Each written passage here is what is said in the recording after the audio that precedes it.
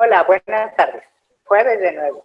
Estamos aquí en la serie de charlas organiza el Sindicato Nacional de Profesores de Investigación Científica y Docencia del INA como una forma de difundir lo que hacemos los investigadores en el INA, cuál es su vinculación con la sociedad y su papel en la conservación de los bienes y patrimonio culturales, y hablar un poco de los efectos de la reducción presupuestal en estas labores o de la falta de presupuesto que en ocasiones ha sido desde antes de esta reducción. En esta ocasión estamos con Alba Azucena Barrios Ruiz.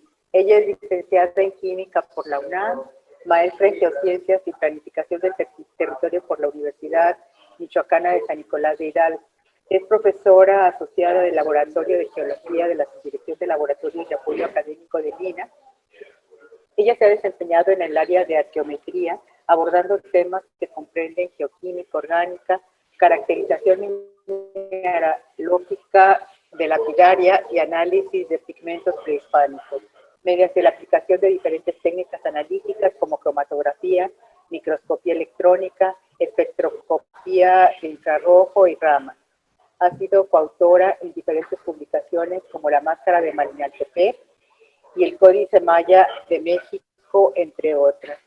Alba nos platicará sobre la investigación interdisciplinaria en el INA, el caso del Códice Maya de México. Alba, cuéntanos. Hola, ¿qué tal? Pues para empezar, muy buen día a todos. Gracias por la invitación. Bueno, y antes de empezar, quiero hacer un reconocimiento a todos los científicos y personal de la salud que día a día se enfrentan a esta situación por la que el mundo entero se ha visto afectada. Como nos comenta la compañera María Gracia, el título de mi plática es sobre la investigación interdisciplinaria en el INA. Bueno, aquí, por ejemplo, podemos ver una hermosa ofrenda que es del Templo Mayor, en el cual podemos ver diferentes artefactos y objetos prehispánicos. Por ejemplo, tenemos restos humanos, algunos restos animales, también pues esculturas, lapidaria, caracoles. Al decir interdisciplinario, me refiero a la conjugación de diversas áreas del conocimiento que mediante un hilo conductor metodológico se alcanza un objetivo en particular. Bueno, entonces dentro del INA estamos diferentes áreas del conocimiento, diferentes ciencias, como es pues, la arqueología, la antropología física, biología, química, física, iconografía, restauración y varias más. O sea, en el INA se manejan muchísimas áreas de conocimiento. Bueno, por ejemplo, en nuestro caso en especial en el Laboratorio de Geología, pues recibimos muchos de los materiales que los arqueólogos logran rescatar de sitios arqueológicos y nos llega de todo. Entonces nosotros tenemos que revisar cuáles pueden ser orgánicos y destinarlos o redirigirlos a los compañeros especialistas en este campo. Y un ejemplo es este, que nos hicieron llegar lo que parecía ser una porción de pigmento amarillo. Ya después de unos análisis que le hicimos, pues resultó ser un material orgánico y acudimos, por ejemplo, con la maestra Susana Shelwansi del Laboratorio de Arqueobotánica y ella fue la que nos comentó que se trataba de polen, es decir, una carga polínica. Pero en el caso de geología, especialmente lo que nos dedicamos, pues es al análisis de materiales líticos, lapidaria, pigmentos, como el que les muestro aquí, que es una capa pictórica, materiales de construcción, cerámica. Y bueno, pues estos son parte de los elementos que encontramos que constituyen esta capa pictórica. Entonces, diferentes mezclas como es arcilla, carbonatos y otros pigmentantes. En el laboratorio también de lo que nos dedicamos, pues es siguiendo con una metodología. Tenemos dos técnicas principales que desarrollamos. Una es la petrografía, que es una técnica destructiva, para lo cual pues necesitamos tomar una muestra de los objetos que nos hacen llegar. Por ejemplo, aquí tenemos unos artefactos utilitarios, algo de lapidaria, y pues mediante este tipo de microscopios estereoscópicos, pues hacemos esta revisión preliminar. Para esto, bueno, voy a empezar a comentar que para este tipo de equipos, pues siempre se requiere mantenimiento, por lo cual, pues eso significa presupuesto. Entonces, continuando, pues hacemos una preparación de las muestras y las revisamos mediante un microscopio óptico de polarización. Estos también son delicados y requieren un mantenimiento continuo. Vemos entonces que, por ejemplo, este fragmento de escultura que nos hicieron llegar los compañeros de arqueología subacuática, realizamos un análisis mediante esta técnica y vemos la asociación mineralógica, y con esto podemos dar una clasificación certera de qué tipo de material es. Entonces, pues aquí, a grandes rasgos, es lo que hacemos en este caso, aplicando esta técnica. Y obviamente para preparar desde las muestras y hacer el análisis, pues se requiere de cierto tiempo, no es algo trivial. A lo que voy es que los microscopios siempre deben de estar calibrados y con un mantenimiento continuo. Quiero resaltar que la ciencia en todos los aspectos debe de tener continuidad, y para esto pues se requiere presupuesto. Este es otro caso que también hacemos en el laboratorio de geología, que es la aplicación de una técnica no destructiva. Ese es el caso de la espectroscopía Raman, con la cual se pueden hacer análisis in situ sin necesidad de tomar una muestra. Por ejemplo, esta es una figurilla que nos hizo llegar el doctor Leonardo López Luján, del Templo Mayor, que es una figurilla representativa de Quetzalcóatl. Debido a su tamaño y al valor histórico y arqueológico que tiene, bueno, no se le puede tomar una muestra. Entonces, mediante este equipo, que continuamente también se le requiere dar un mantenimiento, estarlo calibrando y todo lo necesario, o sea, desde una conexión eléctrica adecuada, pues podemos hacer este tipo de análisis. Si no contamos con este equipo, si por alguna situación no tiene el mantenimiento, pues no podemos seguir haciendo los análisis ni ayudar a los compañeros arqueólogos. Y bueno, cabe resaltar que no es nada más obtener un espectro o una serie de líneas, sino que también lo que hacemos pues es la interpretación de estas, con lo cual pues también damos un resultado certero de lo que estamos trabajando. Bueno, para abordar el tema que hoy nos compete, que es el Códice Maya de México, esto derivado de un proyecto planteado por el mismo Instituto Nacional de Antropología e Historia, que involucró a la Biblioteca Nacional, al Museo de Antropología y obviamente a todos los laboratorios y demás compañeros de, por ejemplo, del Instituto de Física, del Instituto de Investigaciones Estéticas de la UNAM, del CIMBESTAB Juriquilla, de la Universidad de Colorado en Boulder. Nos vimos todos invitados a llevar a cabo este proyecto.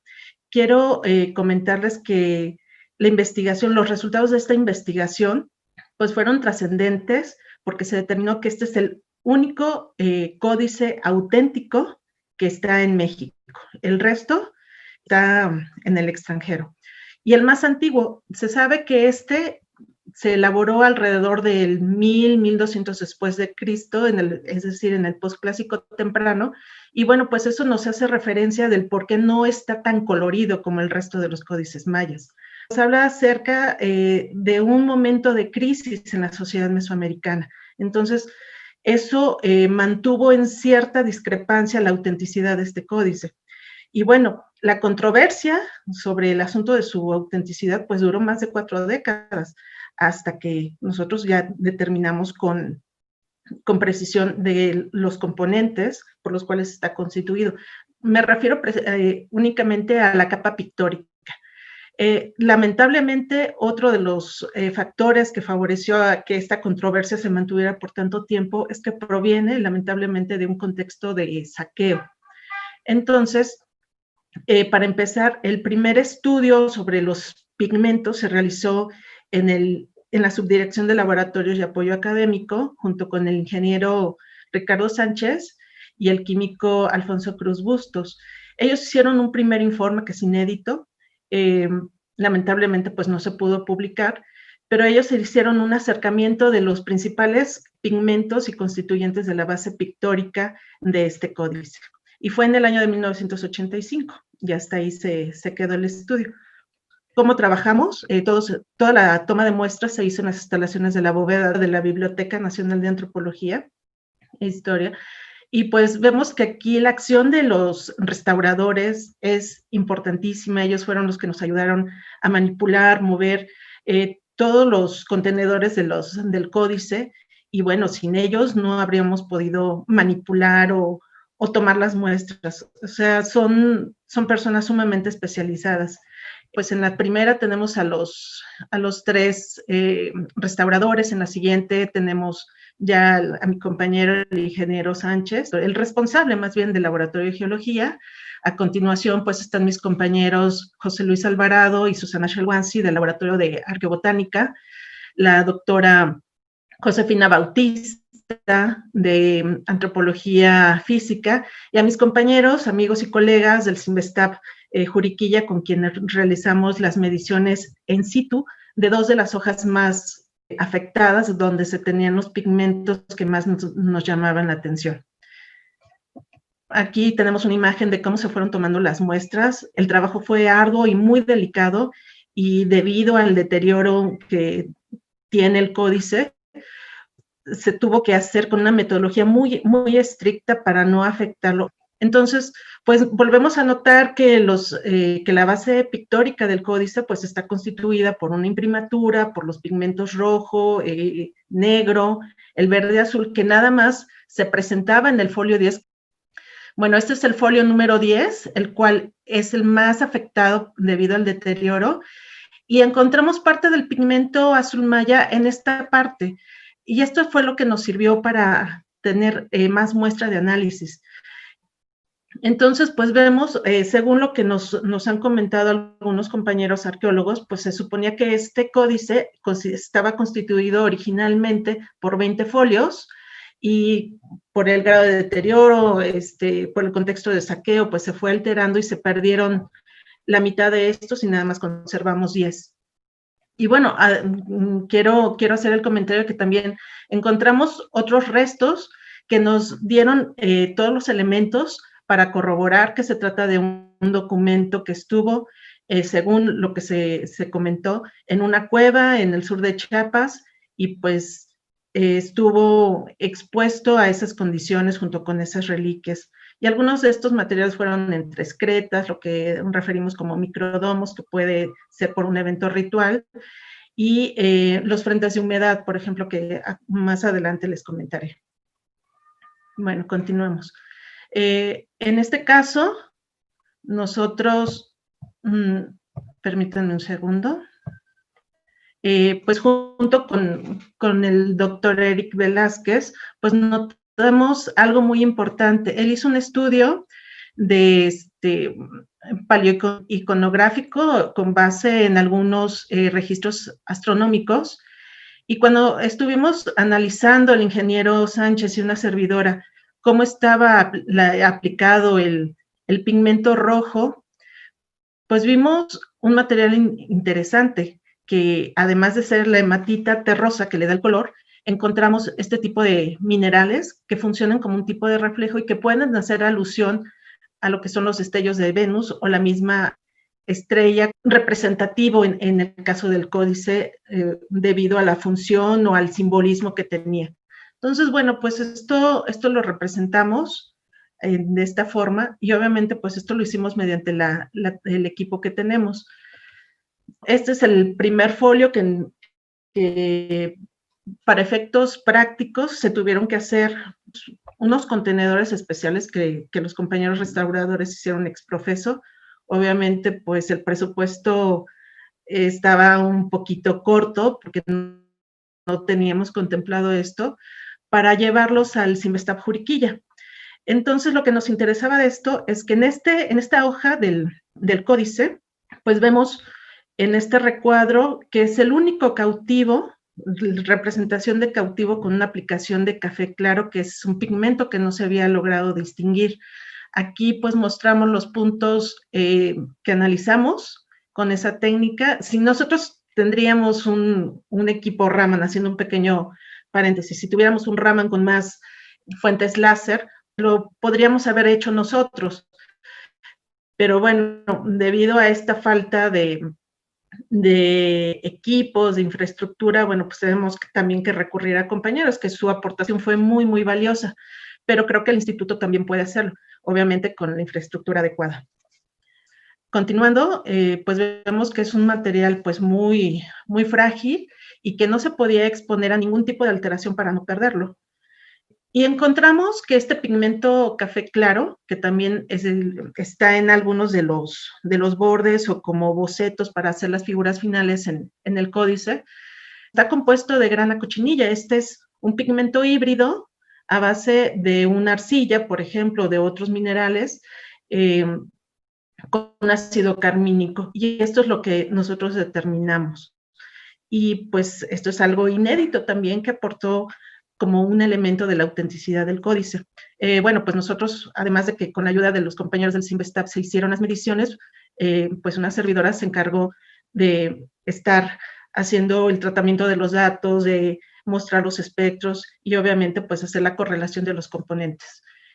Continuando, aquí tenemos el folio que más había sido objeto para la controversia sobre si se trataba de un documento antiguo o no, porque este pigmento, el verde azul o azul maya, porque recordemos que el azul maya puede tener diferentes tonalidades que van entre el azul verdoso, grisáceo, pues estaba en controversia porque el coleccionista privado que lo adquirió fue a finales de los 60 más o menos, y fue en el Club Grolier en Nueva York que fue presentado.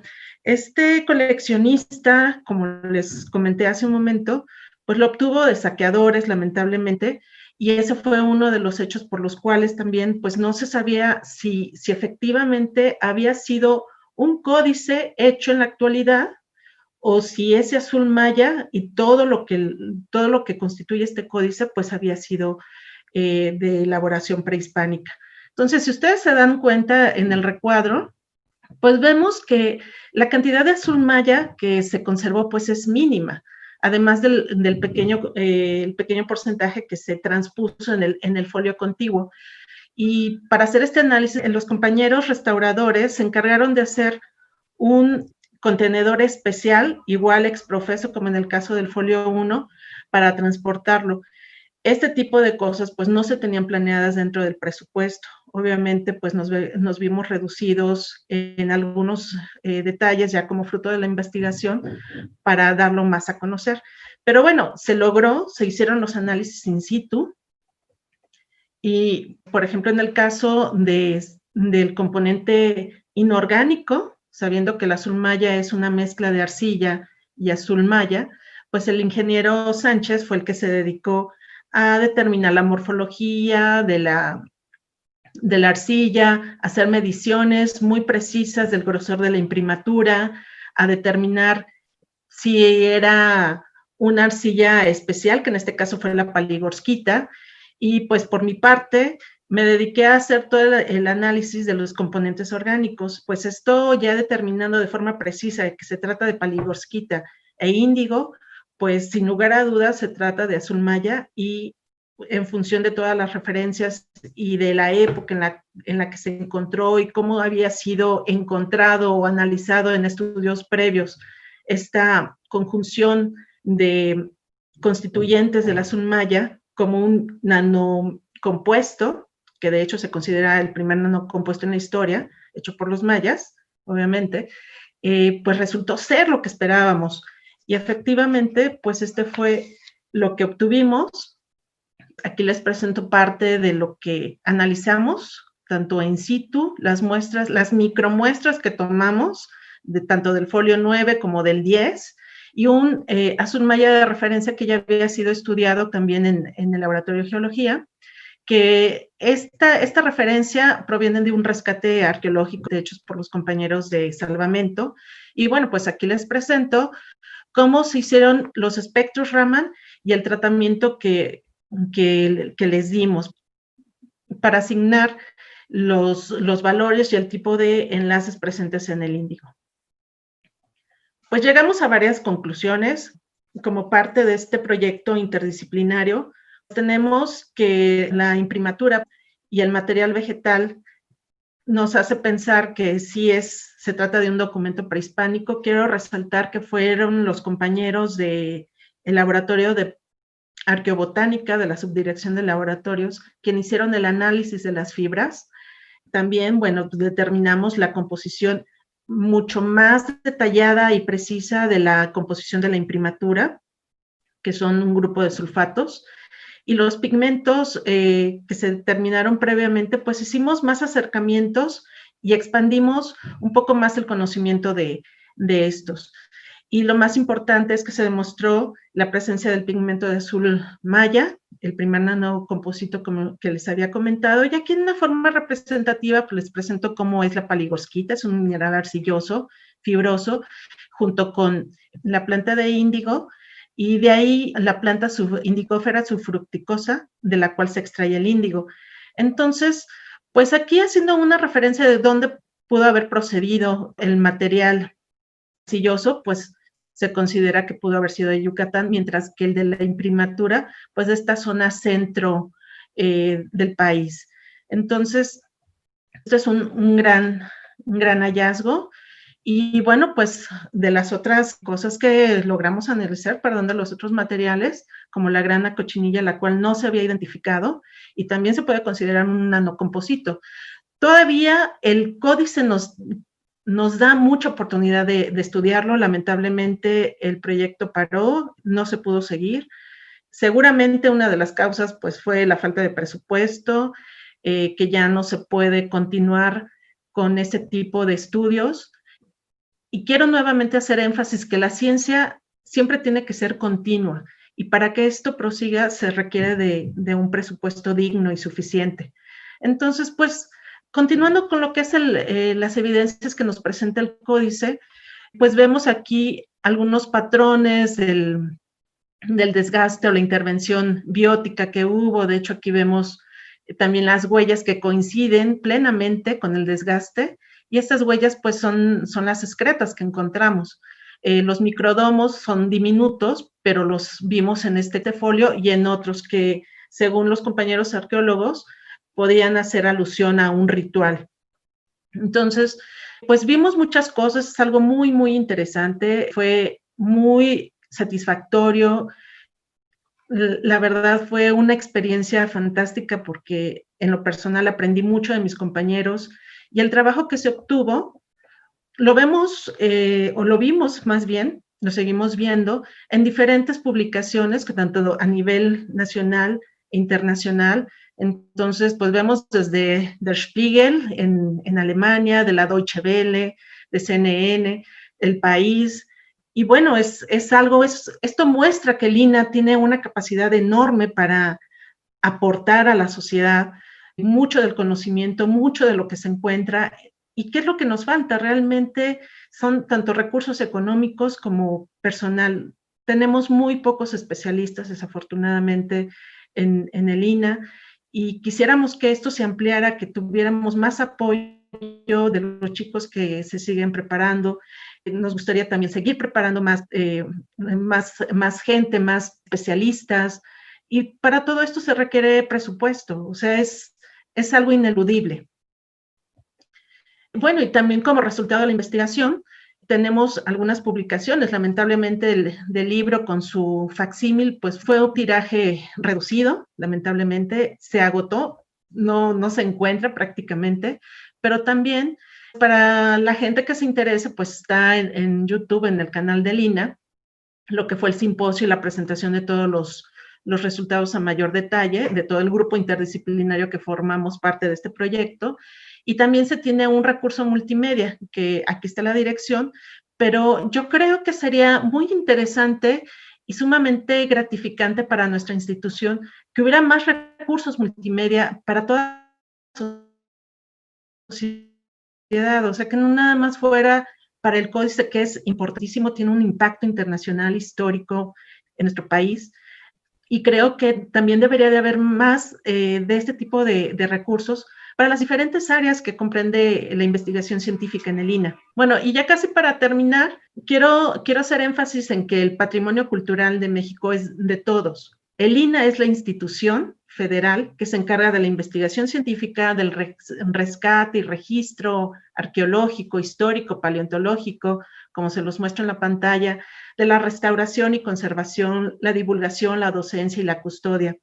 En este enlace que les muestro, invita a la sociedad a que si encuentran algo que pudiera ser arqueológico, histórico, paleontológico, pues se nos una a esta institución, porque el INAH también es de todos, también como custodios e incrementar más nuestro acervo histórico y arqueológico. Y pues para terminar, los invito a muchos de las personas que encuentran algo que no sean parte de lo que es el comercio ilegal de nuestro patrimonio. Pues muchas gracias, gracias por la invitación y espero que todos ustedes se vean identificados con el INAH. Gracias a todos por su tiempo. Y bueno, pues esto es parte de lo que hacemos en el INAH, una gran institución que ha dado muchísimo a nuestro país. Y quiero recalcar por último que esto es parte de lo que se hace, pero el resto no se muestra porque no tenemos el presupuesto suficiente para darlo a conocer. Y sería lamentable que nos redujeran más presupuesto. Gracias de nuevo por su atención. Saludos. Alba, pues muchísimas gracias a ti por esta interesantísima charla provocadora y sugerente en diferentes sentidos. Por un lado, como un códice, además de lo que dice en sí mismo, el material del que está hecho, las técnicas con las que están hechos, nos está hablando también de lo que fueron características de la cultura a la que se está refiriendo dicho códice. Y en ese sentido, como para estudiarlos más allá de lo que mucha gente se imaginaría de que se necesitan las ciencias sociales, pues cómo intervienen otra gran cantidad de ciencias que están aportando a la conservación e investigación del patrimonio cultural de todos y cada uno de los mexicanos, como tú lo dices, el patrimonio cultural es de todos. Entonces, en la medida en que se reduce el presupuesto para estudiar el patrimonio, no se está afectando únicamente a la institución, sino se está afectando a todos y cada uno de los integrantes de esta nación. Así es, efectivamente. Nacionalista. Bueno, no, está bien, es la verdad, es la verdad. Entonces, pues te agradecemos mucho y además la insistencia de cómo esto tiene que ser un trabajo continuo, porque si un investigador de un área no termina su trabajo, pues no aporta con los demás y no regresa con él para estarlo pues ampliando y profundizando. No sé si tú quieras agregar algo. A mí me parece que pues es una muestra de trabajo de cómo todos y cada uno de las diferentes disciplinas pueden aportar a rescatar la cultura, los bienes de los mexicanos, el conocimiento en general de los mexicanos, que está entrelazado y se entreteje. Bueno, pues por último, lo que me gustaría agregar es hacer énfasis en que no seamos cómplices de este comercio ilegal. Como les comentaba, esta fue una de las causas por las cuales el códice estuvo en duda. Bueno, su autenticidad estuvo en duda por más de 4 décadas. Y fue hasta el momento en que se tuvo la oportunidad de volver a estudiarlo, con el tiempo relativamente necesario, pero con el dinero que fue muy justo y lamentablemente no podemos continuar, porque no sé, sinceramente no sé si se tenga pensado seguir con la investigación del códice. Se sabe que es auténtico, pero todavía el códice puede darnos más información. Y este tipo de situaciones, como bien dices, María Gracia, pues corta la investigación, la continuidad de estos. No podemos seguir aportando más.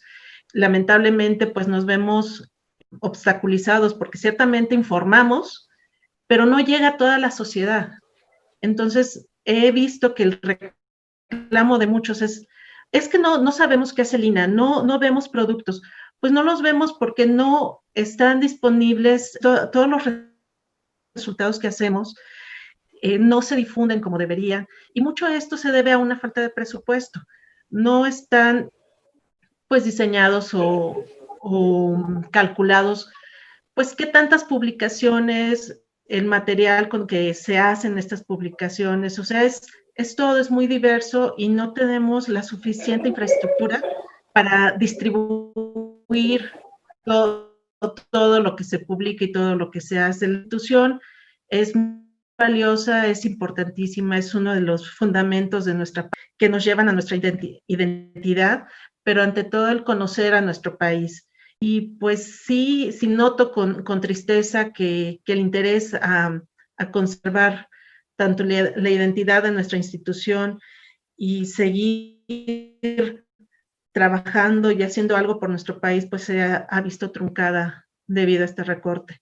Y bueno, pues espero que esto que platicamos pues llegue a más y se convenzan de que el INAH no es solo una institución que rescata algunas piezas y se queda, no, es mucho más. La investigación científica que se realiza es fundamental y es lo que nos hace conocer lo que tenemos. Muchas gracias. Pues gracias a ti, Alba, por esta interesantísima charla, en donde pues sacas cosas a la luz.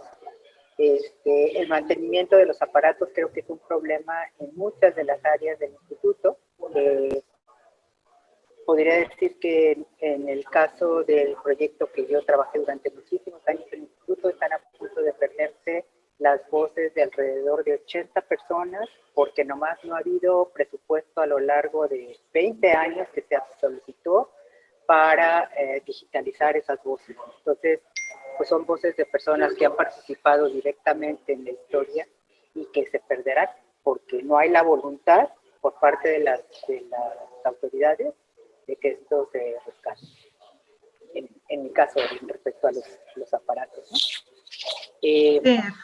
Pues sin más, te damos muchísimas gracias y ojalá y esto se pueda seguir investigando porque sí es una cuestión muy lamentable, sobre todo si se trata del único códice que hay en México, que quién sabe por qué los otros estarán fuera y en qué condiciones, ojalá se pudieran rescatar, pero bueno, mejor no nos metamos en esto porque está medio delicado en estos tiempos. Sí. Muchísimas gracias. Gracias a ustedes. Fue un placer, gracias.